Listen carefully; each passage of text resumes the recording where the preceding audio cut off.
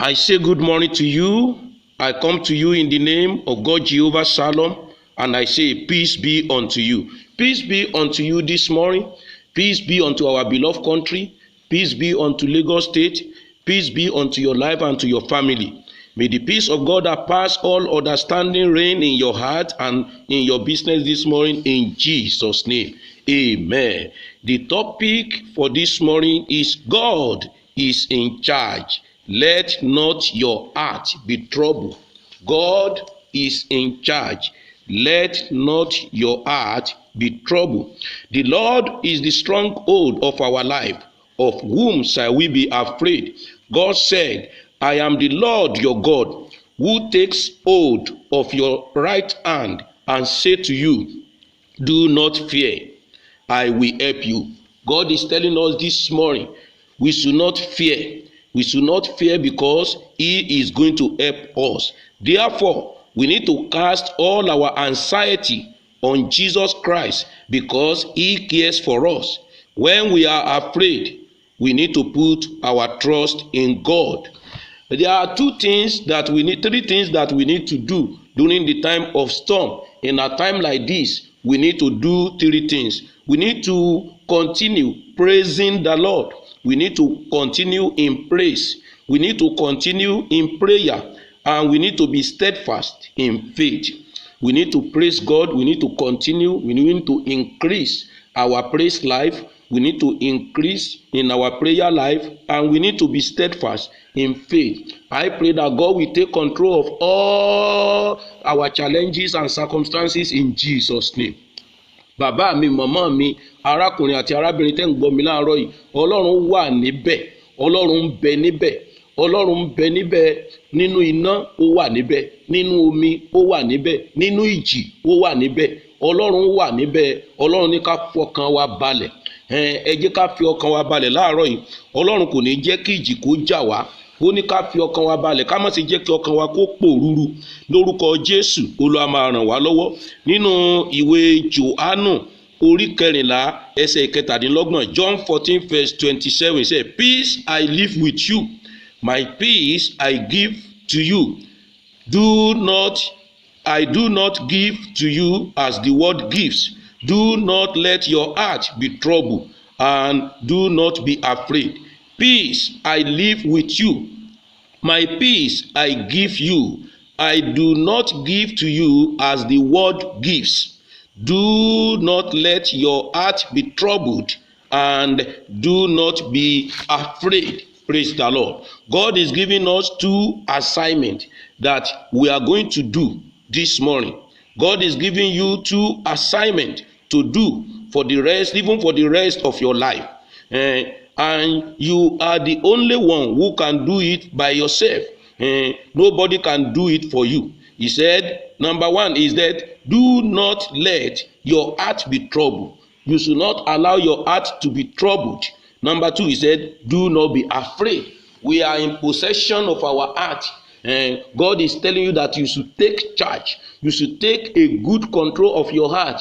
You should not allow it to be troubled, and you should not be afraid. Ọlọ́run sọ fún wa wípé ká ní sùúrù. Ó fún wa ní iṣẹ́ méjì láti ṣe nípa ọkàn wa. Má ṣe jẹ́ kí ọkàn rẹ kó pòrúurú. Má ṣe jẹ́ kí ọkàn rẹ kó dàrú. Bẹ́ẹ̀ sì ni kí o má ṣe bẹ̀rù. Lórúkọ Jésù, gbogbo ohun tí ń lọ ní orílẹ̀-èdè wa, gbogbo ohun tí ń lọ ní gbogbo àgbáyé, Olúwa máa gbàkóso. Àti coronavirus, àti protest, àti gbogbo wàhálà gbogbo, Ọlọ́run máa gbàkóso. Aṣọ lánàá pé this year 2020 is going to bring a good result. Báwulẹ̀ ṣe wà nínú ẹ̀ láti January tó ń gbogbo ń ṣẹlẹ̀ lọ́tún tó ń ṣẹlẹ̀ lósì. Mo gbàdúrà pé ìgbẹ̀yìn ọdún yìí ó máa dùn fún wa. Ọkàn wa máa balẹ̀.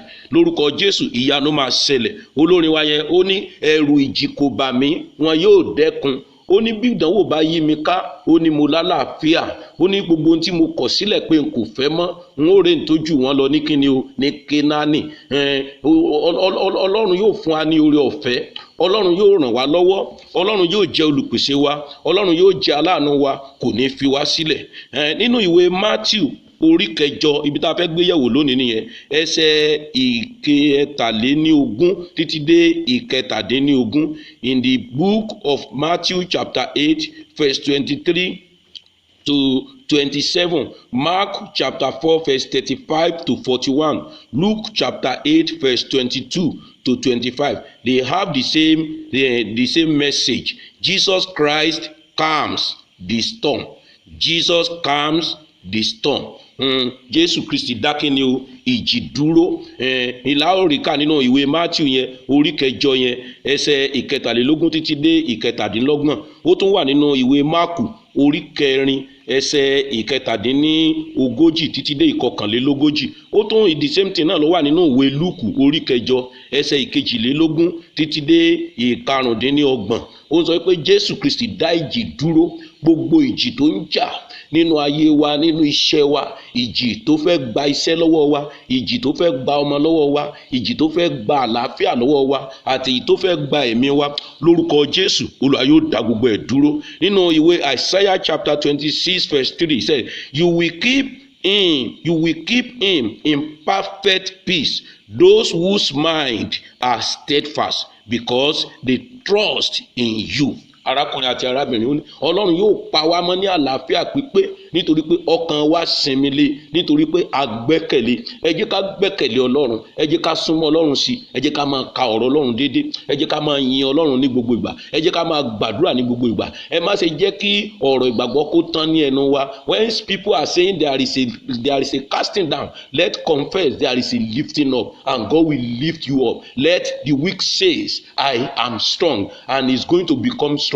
You are strong, you are financially strong, and you will continue to be strong. You will not fail. Your business will not fail. Your family will not fail. You will not experience failure in this year, in the name of Jesus. Let's trust in God. Let's keep trusting in Him. God is in charge. Calm down, and God will be your strength in Jesus' name. Let's finish this, conclude with this book of Psalm 34 verse 4. He said, I sought the Lord, and He answered me. He delivered me from all my fear. I sought the Lord, and He answered me, and He delivered me from all my fear. God will deliver you from all your fear in the name of Jesus. Olúwa yóò gbà ọ́ lọ́wọ́ gbogbo ìbẹ̀rù wa. Ọ̀pọ̀lọpọ̀ ló wà lábẹ́ ìbẹ̀rù ikú láti ìbẹ̀rẹ̀ ọdún yìí. Wọn ò lè sùn, wọn ò lè wo. Bí wọ́n wà nínú márúwá, ìbẹ̀rù ni. Bí wọ́n wà nínú mọ́tò tiwọn, ìbẹ̀rù ni. Bí wọ́n wà lórí ọ̀kadà, ìbẹ̀rù ni. Bí wọ́n wà nínú ilé wọn, ìbẹ̀rù ni. Bí wọ́n wà níta, ìbẹ̀rù ni. Lónìí lórúkọ Jésù, Olúwa kó gbà ọ́ lọ́wọ́ ìbẹ̀rù ikú. Gbogbo ẹ̀mí ìbẹ̀rù ikú lórúkọ Jésù kó jáde nínú ayé rẹ. Ọkàn wa kó balẹ̀, ìlérí kó ṣẹ, ìyanu kó ṣẹlẹ̀. Bẹ́ẹ̀ ṣe ń jáde lónìí, ẹ ò ní ṣì jáde, ẹ ò ní jáde sọ́wọ́ ikú, orí yín ò ní gbàbọ̀dé òkùnkùn. Lọ́dún yìí ààbò Ọlọ́run dájú, ọkàn yín balẹ̀. Nàìjíríà gbọ́rọ̀ Olúwa, gbà ní àlàáfíà, gba àlàáfíà. Lagos State gba àlàáfíà. Gbogbo ìjì kó dákẹ́jẹ́, ọkàn wa kó balẹ̀, ògo Ọlọ́run kó farahàn ní orúkọ Jésù Olúwa wa. Àmín. Àlàáfíà ni fún ọ, àlàáfíà ni fún ọ Nàìjíríà, àlàáfíà ni fún ọ Lagos State. God bless you. God be with you. Thank you. God bless you. Amen.